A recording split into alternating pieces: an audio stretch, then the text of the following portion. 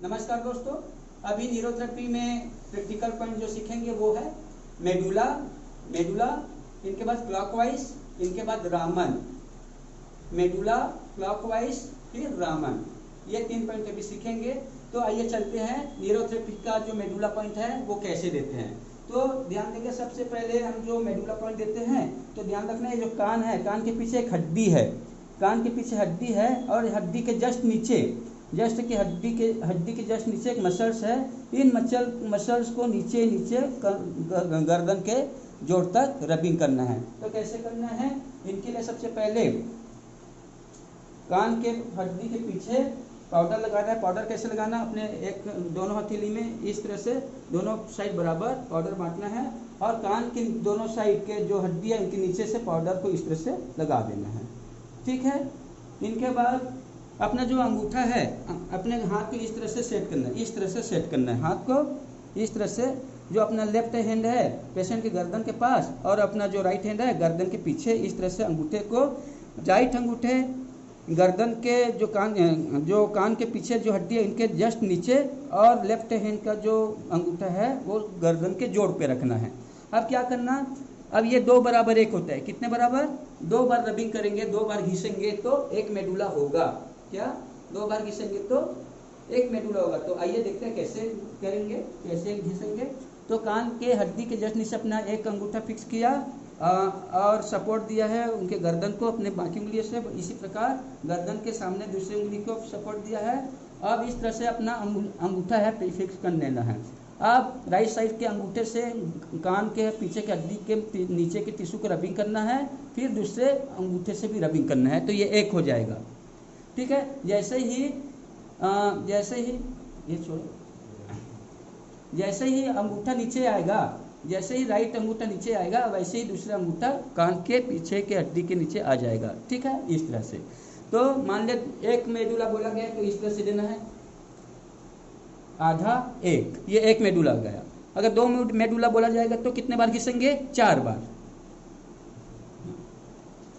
1 2। अब दोनों अंगूठे से किया तो एक हो गया, अगर अलग अलग अंगूठे से करूंगा तो 1 2 3 4, ऐसे करने पर 2 मेडुला हो जाता है। अब ध्यान देना, पहले हम लोग मरीज के लेफ्ट साइड के भाग में मेडुला देना है और जैसे ही लेफ्ट साइड का हो जाता है तो तुरंत ही राइट साइड में भी यही घिसाई करना है, इस तरह से। अभी मैंने क्या किया है, लेफ्ट साइड 2 मेडुला दिया, अब राइट साइड 2 मेडुला दूंगा, 1 2, यानी कि 4 बार रगड़ने पर 2 मेडुला हो जाता है। ठीक है, 2 बराबर 1 कि 2 बार देने से 1 मेडुला होता है, तो 4 बार रगड़ने पर 2 मेडुला हो जाता है। ठीक है, तो कैसे दिए, 1 2 3 4 बार रगड़ा तो 2 मेडुला। अब अगर इसी को दोनों अंगूठे से हो जाता है तो 1 मेडुला होता है, और इस प्रकार से 1। ठीक है, 2। अब ध्यान देना, अगर आपको जितना ज़्यादा मेडुला देना है तो ये गति नहीं रुकना चाहिए, कंटिन्यू देना है। क्या, कंटिन्यू देना है। जैसे कि हमको अभी 5 मेडुला देना है, वापस लेफ्ट साइड आ दीजिए।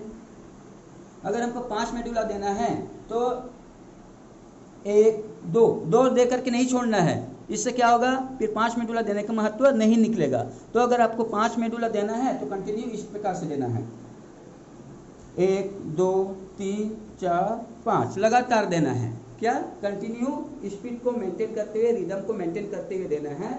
जैसे ही लेफ्ट में हो जाएगा तो फिर राइट साइड में 5 मिनट देना, 1 2 3 4 5, यानी कि दोनों अंगूठे से क्या किए, एक बार किए तो दोनों 5 बार दोनों अंगूठे से किए तो 10 हो जाता है। तो इस प्रकार से मेडुला देते हैं। तो मेडुला 2 बराबर 1 होता है। और मेडुला ज़्यादातर हमारे ब्रेन में जो क्रेनियल नर्व है उनको स्टिमुलेट करने के लिए, एक्टिव करने के लिए, सक्रिय करने के लिए दिया जाता है। ठीक है, बाकी अलग अलग मेडुला का अलग अलग प्रभाव शरीर पर पड़ता है, इनकी उपयोगिता क्या है वो आगे देखेंगे। इनके बाद क्लॉकवाइज, पॉइंट का नाम है क्लॉकवाइज, नेक क्लॉकवाइज। ठीक है, अब शोल्डर में, दोनों साइड के शोल्डर में पाउडर लगा लेना है, दोनों साइड के शोल्डर में, कंधे में पाउडर लगाना है, इस तरह से पाउडर लगा लीजिए।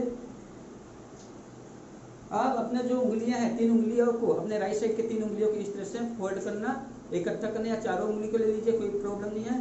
अब उंगलियों को क्या करना, अपने लेफ्ट साइड से सिर के ऊपर सपोर्ट दे देना ताकि गर्दन इधर उधर ना हो।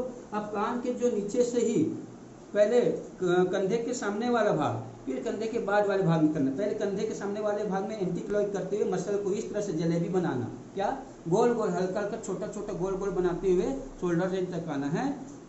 ठीक है, इस तरह से आपको क्लॉकवाइज करना है। अब यहाँ से कान की हड्डी से लेकर गर्दन तक क्या पूरा एरिया को कवर करना है, यहाँ से लेकर पूरा यहाँ तक पूरा एरिया को कवर करना है। क्या अब यहाँ से कान के सामने वाले भाग से लेकर यहाँ से लेकर पूरा स्पाइन के पीछे तक के एरिया को, पूरा शोल्डर ब्लेड तक के, शोल्डर ब्लेड यानी स्कैपुला तक के एरिया को इसी तरह से क्लॉकवाइज करते जाना है। ठीक है, पहले गर्दन के एरिया में छोटा छोटा गैप लेना, गर्दन के एरिया में छोटे छोटे गैप लेना, और जैसे ही दूरियां बढ़ता जाता है इधर का डिस्टेंस बढ़ता जाता है। ठीक है, तो इस तरह से आपको क्लॉकवाइज करना है उंगलियों को ग्रुप बना करके।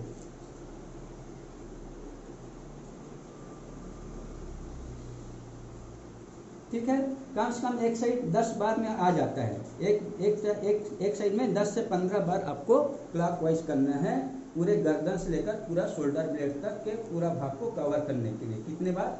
10 से 15 बार क्लॉकवाइज में ये पूरा एरिया कवर हो जाता है। ठीक है, तो ये आपको ध्यान रखना। अब यहाँ से चालू किए थे, अब यहाँ से खत्म करना है, तो यहाँ से चालू करेंगे तो इधर खत्म होगा। ठीक है, यहाँ से चालू किए तो इधर आएगा। तो ये पूरे एरिया को आपको क्या करना है, कवर करना क्लॉकवाइज करते हुए, अपनी उंगली को पूरा फोल्ड करके क्लॉकवाइज करते हुए। ठीक है, ठीक है, तो इसी प्रकार हमको दूसरे साइड भी करना है, दूसरे साइड भी इसी प्रकार करना है। अब क्या करना, आप अपना हाथ चेंज कर लीजिए, दूसरे हाथ से चेंज कर लीजिए। सामने के साइड हम लोग क्या करते हैं, क्लॉकवाइज करेंगे इधर के साइड। ठीक है, इस तरह से। अगर आपका लेफ्ट हैंड नहीं चल रहा है तो कोई बात नहीं, आप दूसरे हैं अपने राइट हैंड से भी कर सकते हैं, कोई बात नहीं। ठीक है, इस तरह से।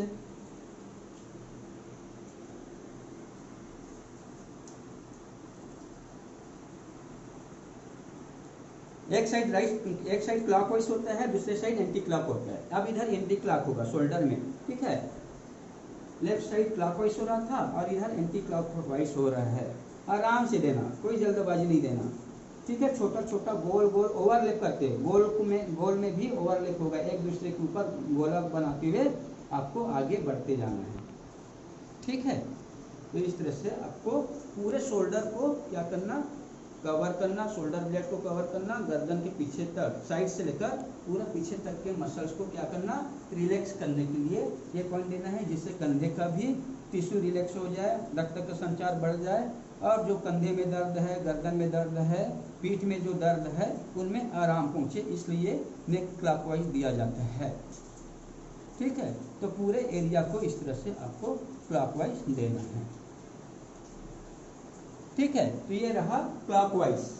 तो पहले क्या देखिए, मेडुला जाओ, कान के नीचे की हड्डी से गर्दन के नेक तक घिसाई किए, 2 बार करने से एक मेडुला होता है। अभी किए क्लॉकवाइज।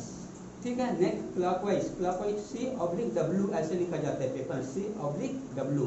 अभी देखेंगे रामन।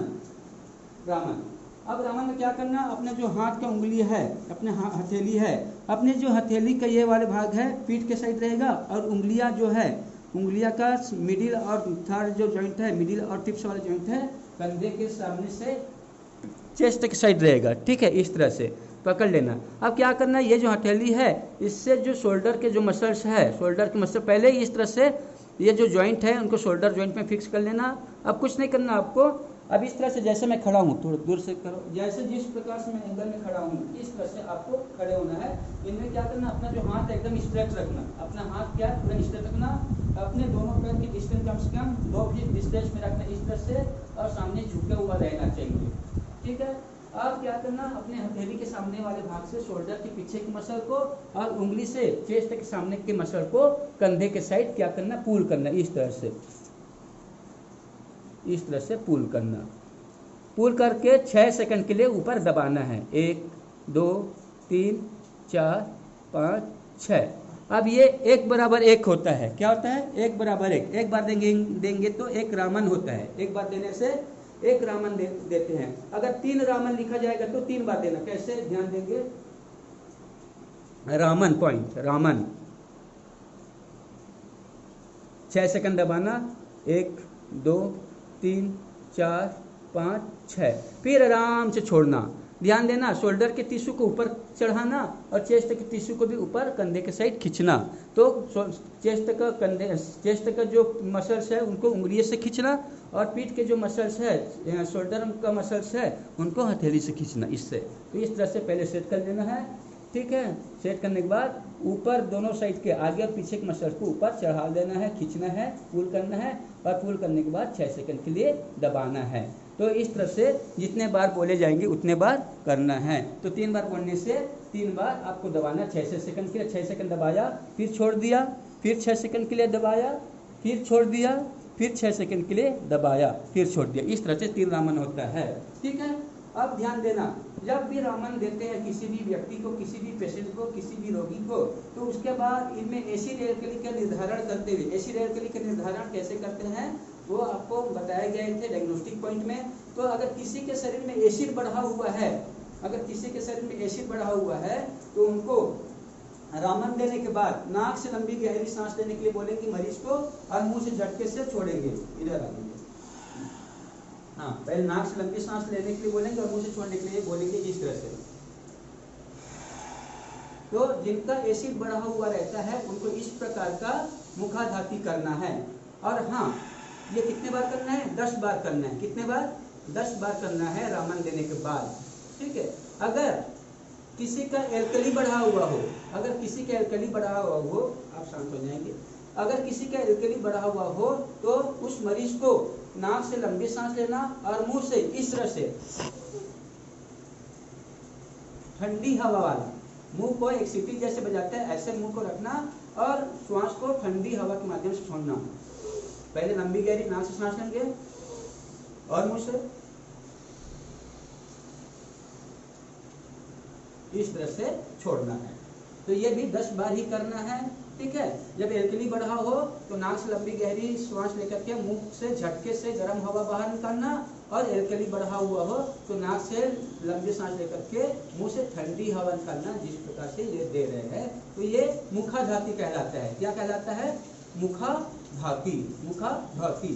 तो इस प्रकार रामन करने के बाद मुखाधाती देना अनिवार्य है, कंपलसरी कर दिया गया है गुरुजी के द्वारा, ताकि रामन देने से जो भी एसिड शोल्डर के एरिया में जो जमा रहता है वो कम हो जाए। अगर एल्कली बढ़ा हुआ है तो एल्कली के माध्यम से मुखाधाती देना है, और अगर एसिड बढ़ा हुआ है तो एसिड वाला मुखाधाती देना है, जैसे कि अभी आपको बताया है।